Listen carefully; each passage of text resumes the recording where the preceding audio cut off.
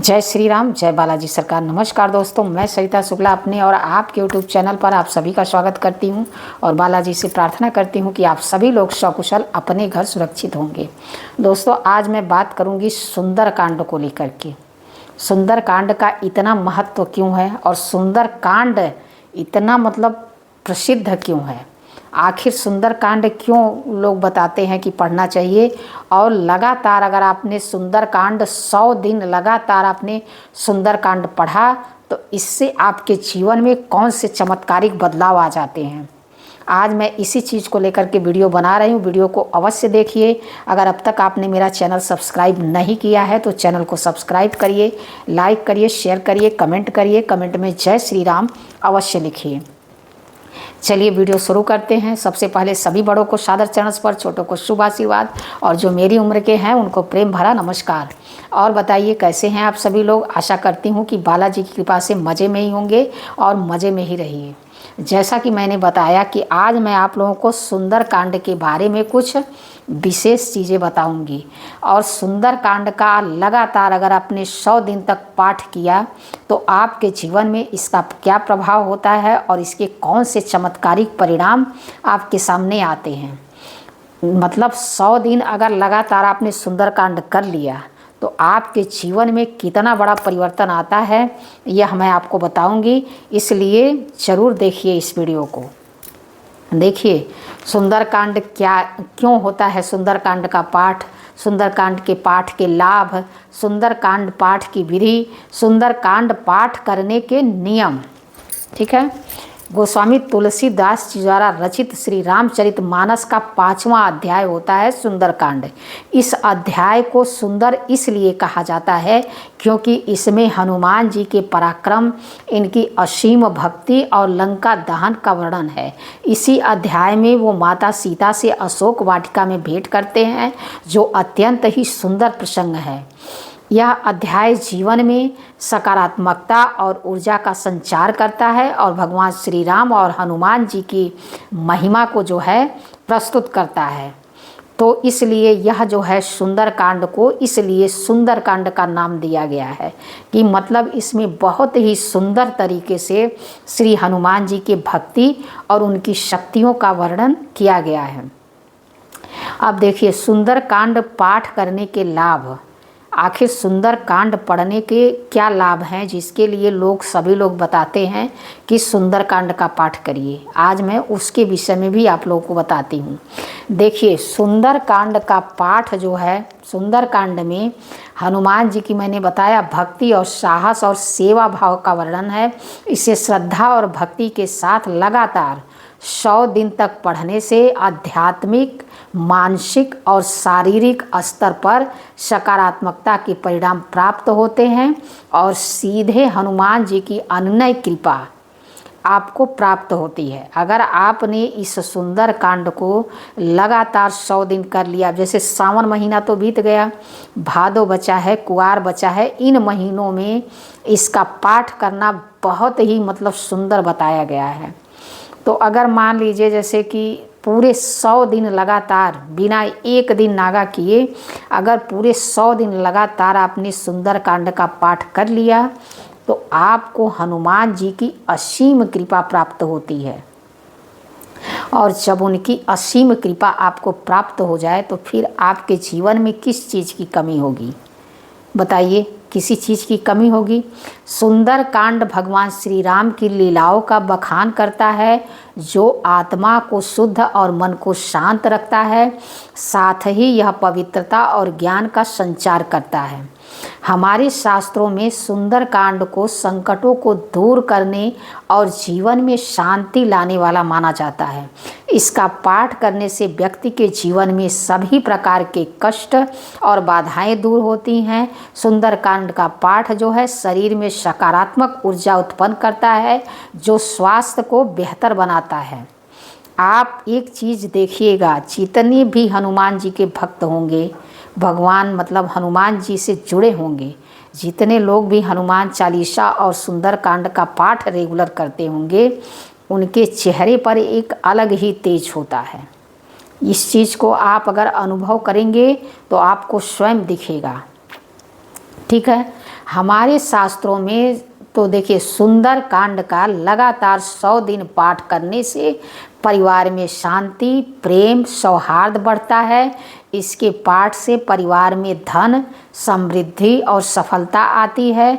साथ ही यह आपके परिवार के सदस्यों की नकारात्मक शक्तियों को भी नकारात्मक शक्तियों से भी रक्षा करता है। तो इसलिए सुंदर कांड का जो है 100 दिन पाठ करने का बहुत ही विशेष महत्व है। तो इसलिए जितने भी लोग मेरी वीडियो देख रहे हैं, मैं सबसे रिक्वेस्ट करूंगी कि एक बार यह ज़रूर ट्राई करिए कि एक सुंदर कांड का पाठ जो है 100 दिन लगातार अवश्य करके देखिए। सुंदर कांड का पाठ करने से, जैसा कि मैंने बता दिया आपको, सुंदर कांड का पाठ करने से मन शांत और चित्त, भय और तनाव दूर होते हैं। इस पवित्र अध्याय का पाठ ध्यान और एकाग्रता बढ़ाने में सहायक है।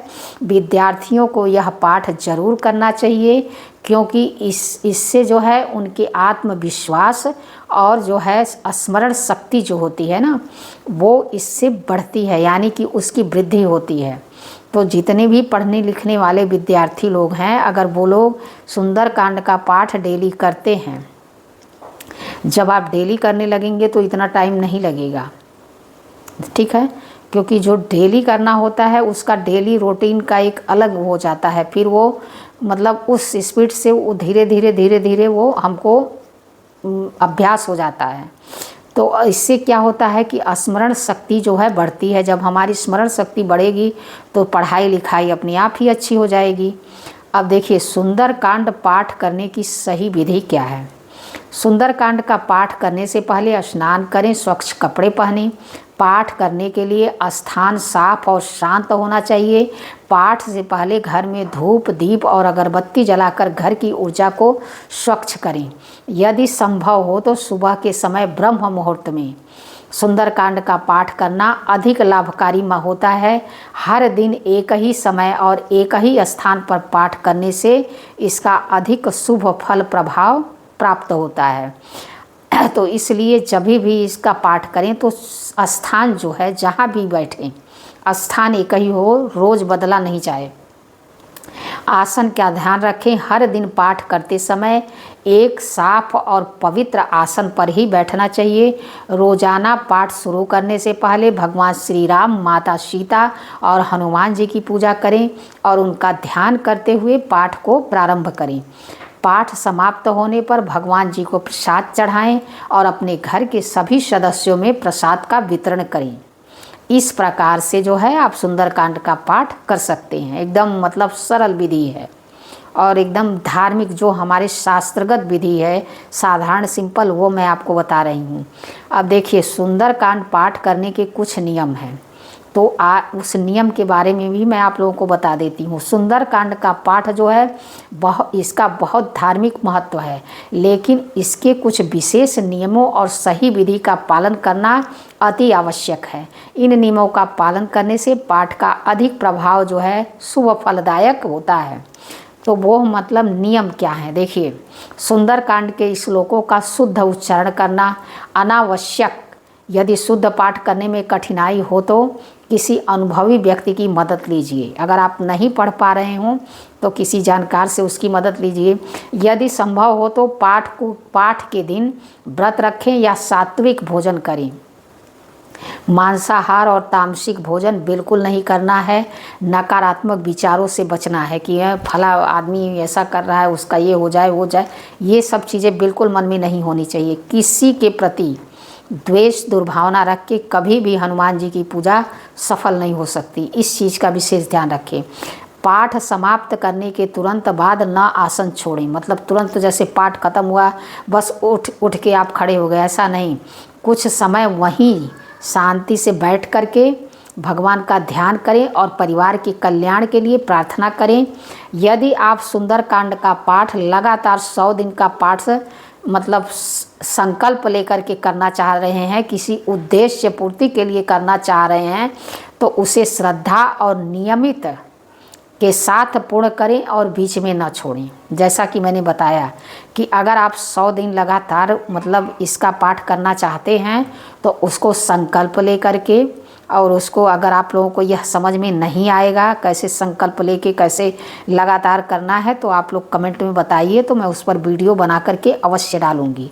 लेकिन समझ में आ जाना चाहिए। जैसे मान लीजिए आपको 100 दिन का संकल्प लेना है और 100 दिन का संकल्प लेके किसी भी जिस कामना की पूर्ति के लिए आपको यह करना है उस कामना को हनुमान जी से कहना है, संकल्प लेना है और 100 दिन जो है लगातार बिना बीच में छोड़े इसको 100 दिन लगातार कंटिन्यू कर लेना है। ठीक है। हनुमान जी को समर्पित दिन मंगलवार और शनिवार को पाठ का आरंभ करना विशेष रूप से फलदायक है।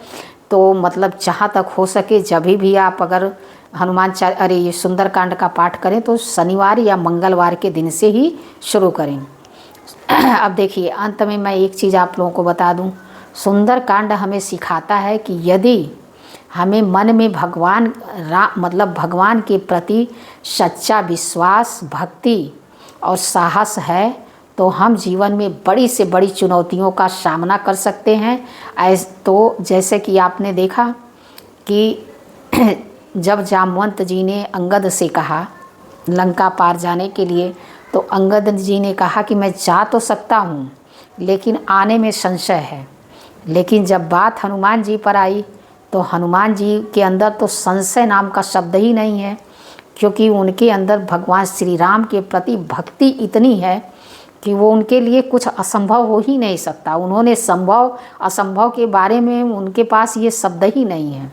उनको जो करना है वो करना है, पूर्ण विश्वास है भगवान श्री राम पे, तो वो अपना पार कर गए।